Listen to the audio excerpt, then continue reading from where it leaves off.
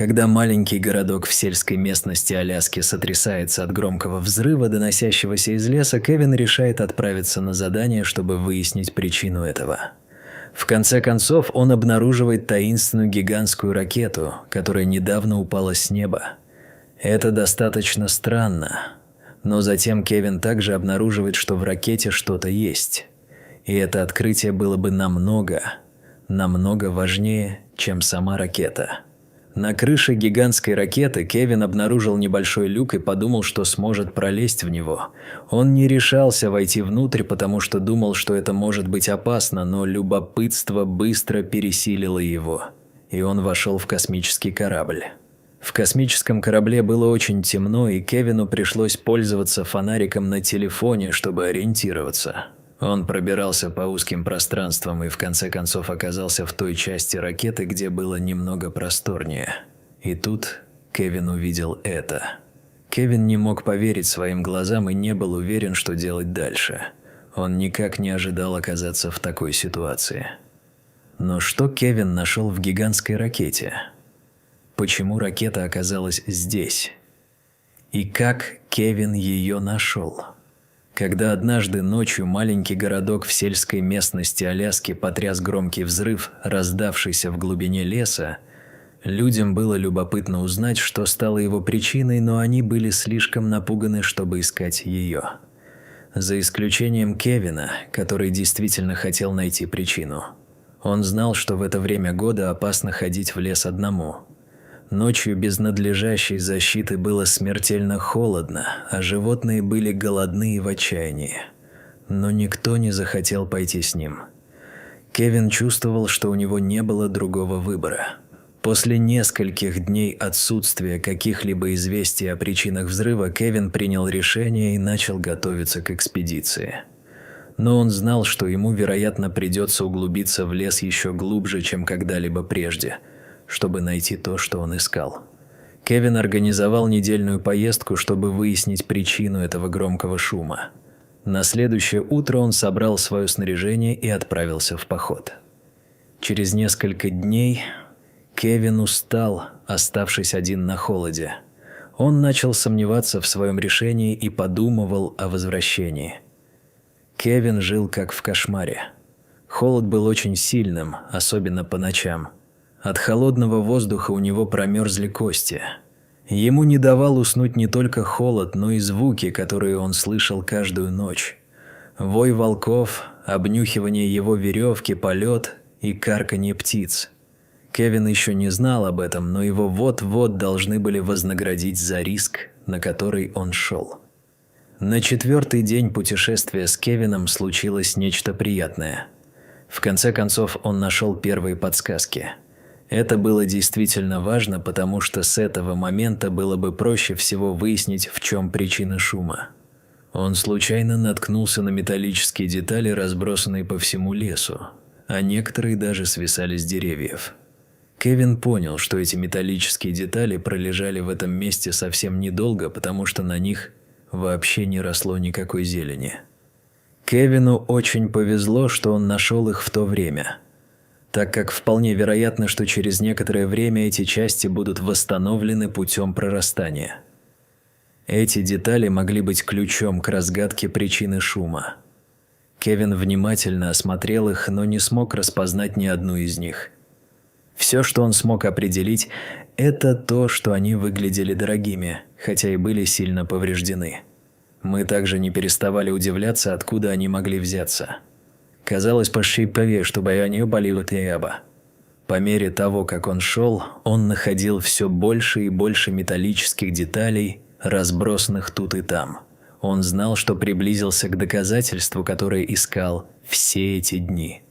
Когда он шел, его взгляд внезапно упал на что-то за деревьями, но это было трудно разглядеть, потому что солнце отражало этот предмет в его глазах. Кевин просто ушел, как будто это было то, что он искал с тех пор, как начал свою лесную экспедицию. Даже когда он подошел ближе, было все еще трудно разглядеть то, что он видел.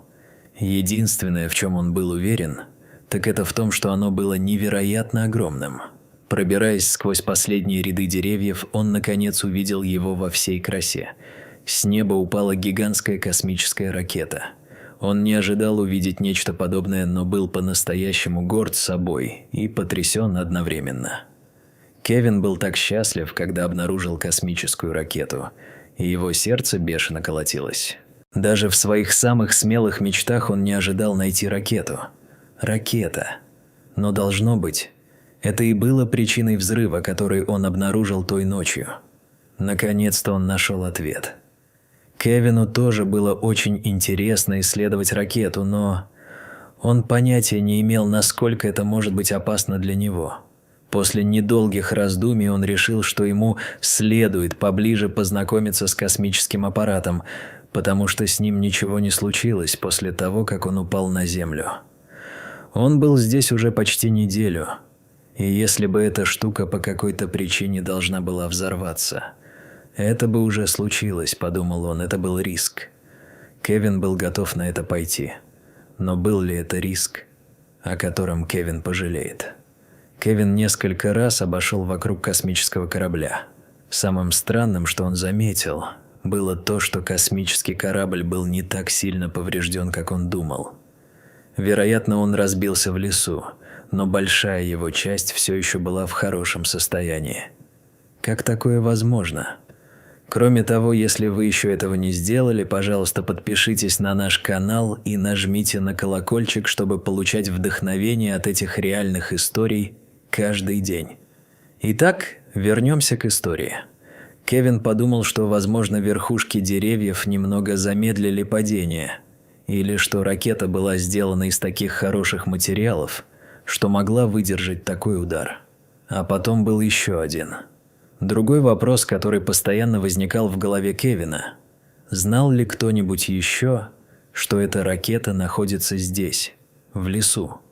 Кто-то же должен был знать, верно? Предполагалось, что эта штука стоит миллионы долларов и только что приземлилась здесь. Люди, должно быть, искали ее или уже должны были найти. Но почему они не сообщили властям? Он попытался найти на внешней стороне ракеты подсказки о том, кому она принадлежала. Он поискал флаги стран или логотипы компаний, но ничего не смог найти. После размышления о том, почему это может быть так, и он думает, что нашел причину, на некоторых частях ракеты появляются следы ожогов. Эта ракета, должно быть, действительно была в космосе, и тепло от повторного вхождения в атмосферу Земли могло сжечь все, что находилось снаружи ракеты. Но это все еще не объясняет всего. Вещь. Кевин все еще недоумевал, зачем здесь эта ракета. Этого не могло быть намеренно, не так ли?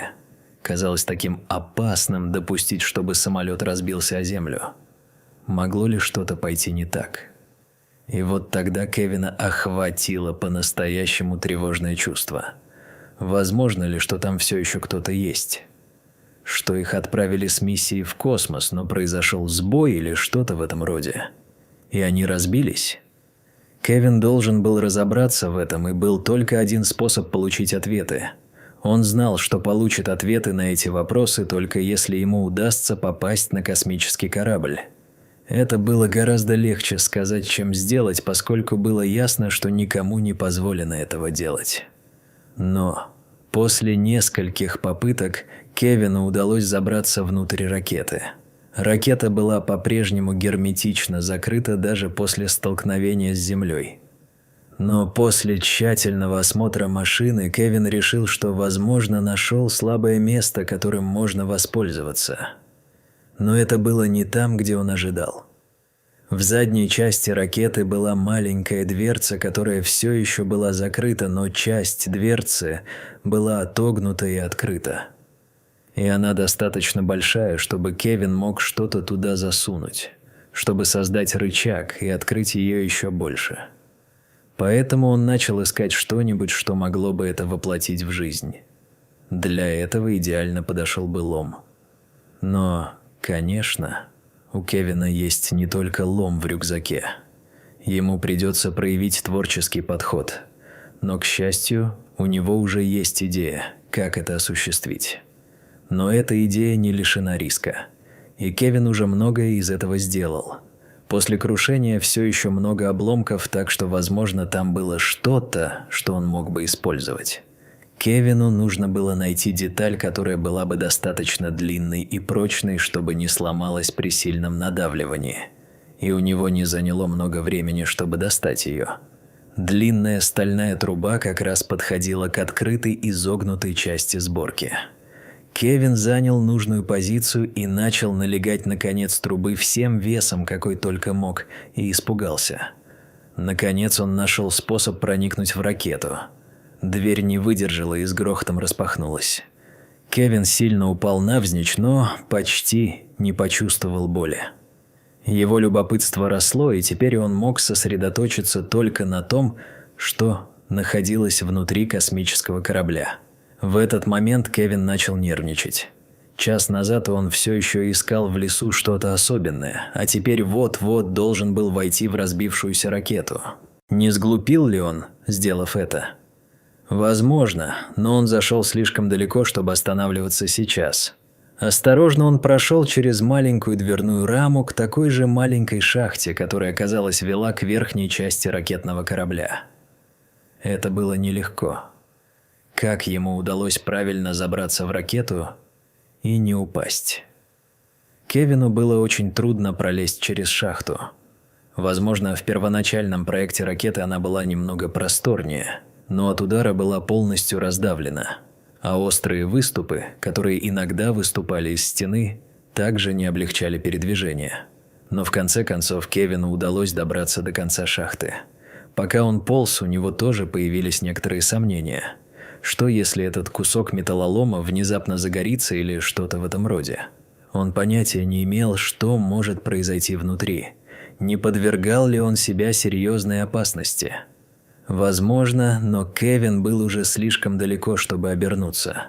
Он знал, что за дверью в конце шахты находятся все ответы, которые ему понадобятся, поэтому он решил пройти дальше в ракету.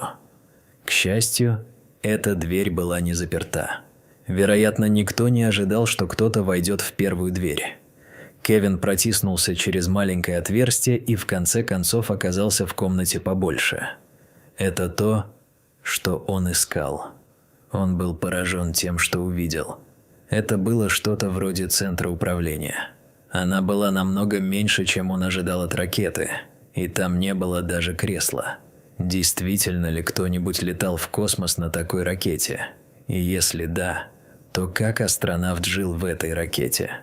Кевину все больше и больше становилось любопытно.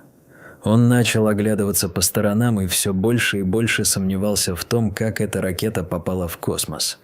Он был уверен, что ни одного человека здесь не было, когда она была запущена, если она вообще была запущена. Он также нашел информацию о ракете. Очевидно, она была запущена Соединенными Штатами, потому что он нашел их флаг в нескольких местах. Но он также нашел название ракеты. Кевин знал, что это будет шанс выяснить, кто находится в этой ракете. Кевин быстро схватил свой телефон, но понял, что здесь нет сигнала.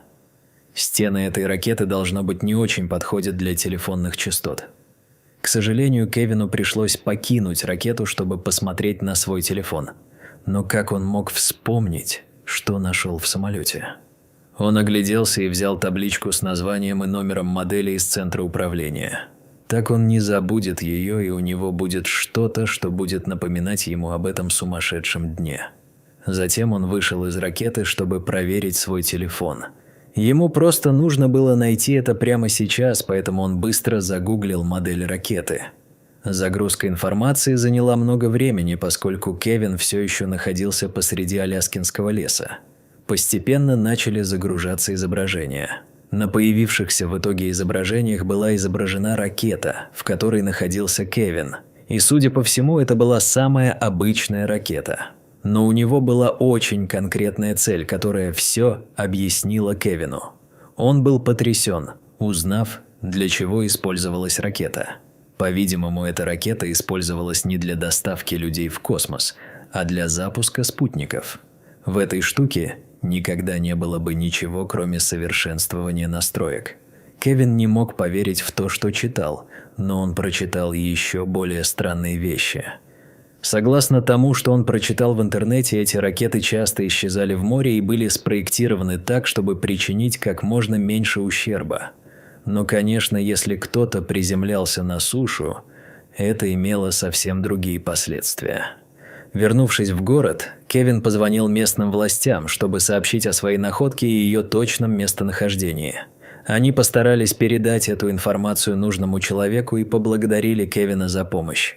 Кевину было любопытно, услышат ли они когда-нибудь от властей об этой ракете.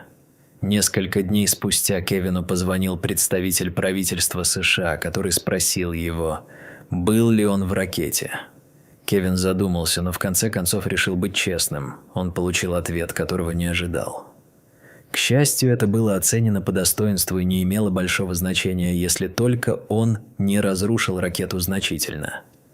Конечно, это было не так. И в качестве благодарности за то, что он нашел ракету, Кевин получил приличное финансовое вознаграждение.